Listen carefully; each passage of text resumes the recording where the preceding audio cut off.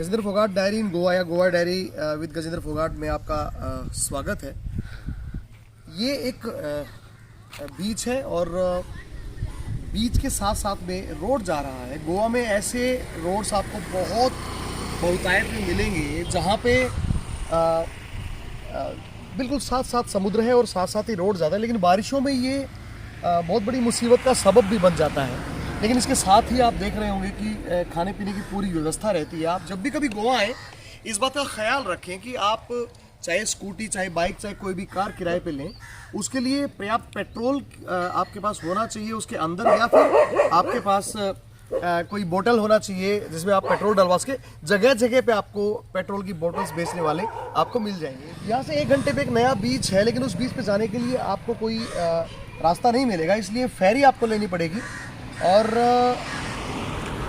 वो फेरी जो है अगर दिख सके, लेकिन वो बहुत दूर है, अगर वो जाएगी तो हम आपको दिखाएंगे। उस फेरी में आप अपने साधन के साथ, यानी कि आप अपनी कार या अपनी स्कूटी के साथ आप सवार हो सकते हैं, क्योंकि वहाँ फेरी उतरेगी और वहाँ से फिर आप उस दूसरे बीच पे जा पाओगे, जो बहुत ही सुनसान और बहुत ही विराट है। घूमने के लिए अच्छा मनोरम स्थल है। अभी थोड़ी देर में हम आपको उस फेरी में लेके चलेंगे, आपको मज़ा आएगा।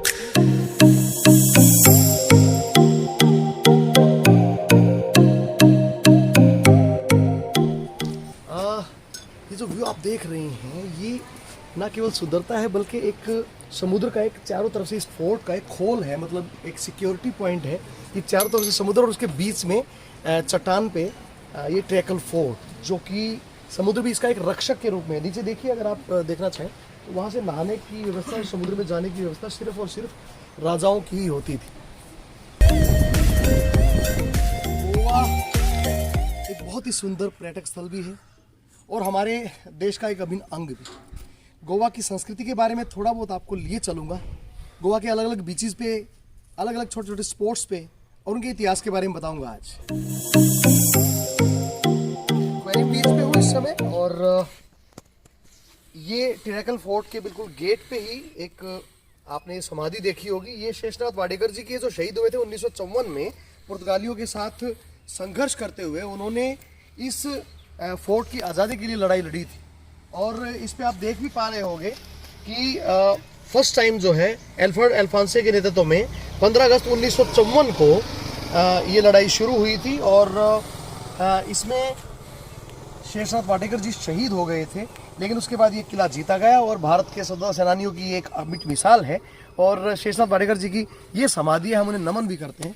और ये जो है किले का एंट्रेंस गेट। अब इसके अंदर चलेंगे और दिखाएंगे कि भारत 1947 में आज़ाद हुआ था, लेकिन उसके बावजूद भी यहाँ पे आज़ादी के लिए संघर्ष कई जगहों पे चलते रहे थे।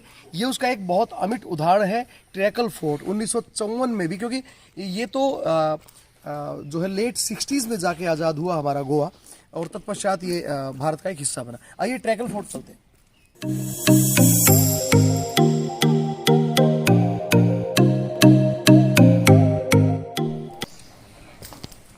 फोर्ट का जो दरवाजा है वो बिल्कुल राजस्थानी और हरियाणवी पैटर्न पे आप देख पा रहे हो, जिसमें बहुत सारी कीलें चुभी हुई, यानी कि यहाँ पे कोई भी आदमी अगर इसको तोड़ना चाहे तो सबसे पहले कीलों से उसका सामना होगा।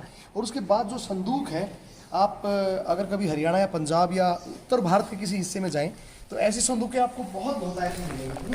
मोटी संदूक, मोटा ताला और बहुत ही मजबूत संदूक। आइए फोर्ट का अंदर दिखाते हैं।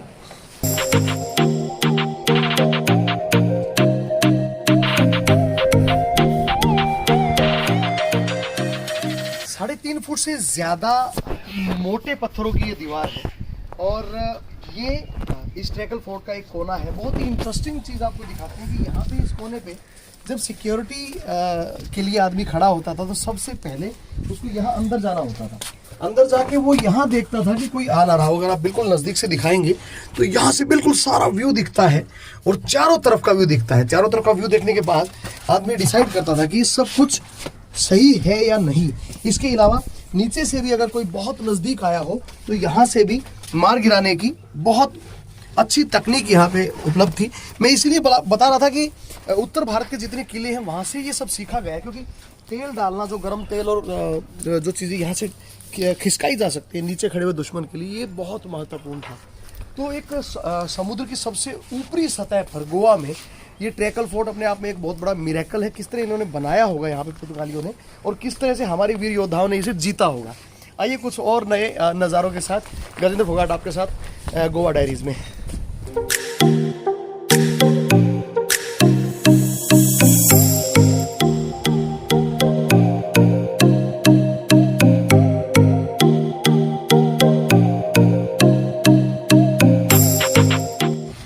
गोवा में भी गन्ने का जूस, जैसे या हरियाणवी में कहें तो गन्ने का रस जो है वो बहुतायत मात्रा में मिलता है। और स्कूटीज का अगर आप रन कर रहे हो, गन्ने का रस भी इसमें ज़रूर आपको पीना चाहिए।